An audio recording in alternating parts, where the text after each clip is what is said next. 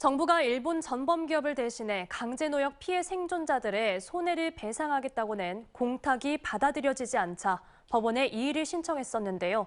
광주지법도 불수리 결정이 맞다며 공탁권의 손을 들어줬습니다.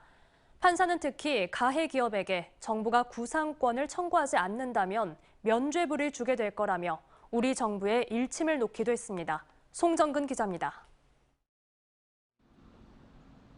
일제 강제동원 피해자 제3자 변제 논란에서 광주지법이 어떤 판단을 내릴지 주목됐었습니다.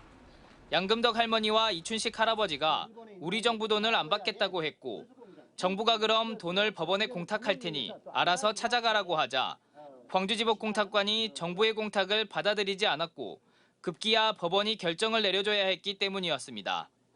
공탁이라고 하는 칼을 그러니까 피해자들은 그 채권을 소멸시키려고 하는 아주 강압적 방법이었지 않습니까? 네. 칼을 휘둘렀다가 꺼낸 칼에 지금 자기 살을 베우고 베이고 있는 이런 상황인데 광주지법 민사 44단독 강일환 판사는 정부의 이의 신청을 기각한다며 피해자들의 손을 들어줬습니다. 강 판사는 결정문에서 공탁관의 공탁 불수리 결정은 형식적 심사권의 범위를 벗어난 것이라고 한 정부 주장에 대해 피해자들이 제3자 변제안을 수용할 수 없다는 반대 의사를 명시적으로 했고 이는 공탁관의 심사권의 범위를 벗어난 것이라고 볼 수 없다고 판단했습니다. 강 판사는 그러면서 제3자 변제 추진이 오히려 손해배상 취지를 훼손할 수 있다고 덧붙였습니다.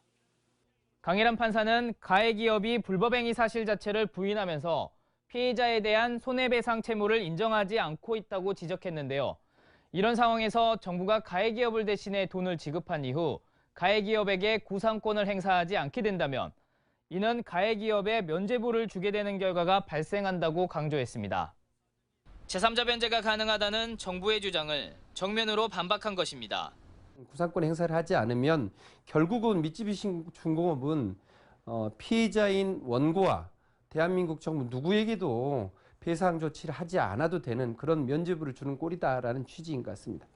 한편 전주지법도 고 박혜옥 할머니와 관련한 공탁 이의 신청을 기각하면서 정부의 공탁 시도는 번번이 막히고 있지만 정부는 항고를 통해 다시 법적 판단을 받겠다는 입장입니다. 피해자들이 일본이 아닌 우리 정부를 상대로 공탁금 관련 법정 다툼을 해야 하는 기이한 상황은 당분간 계속될 것으로 보입니다. MBC 뉴스 송정근입니다. 언제 어디서나 내 손 안의 뉴스. 광주 MBC 뉴스 유튜브 구독으로 함께하세요.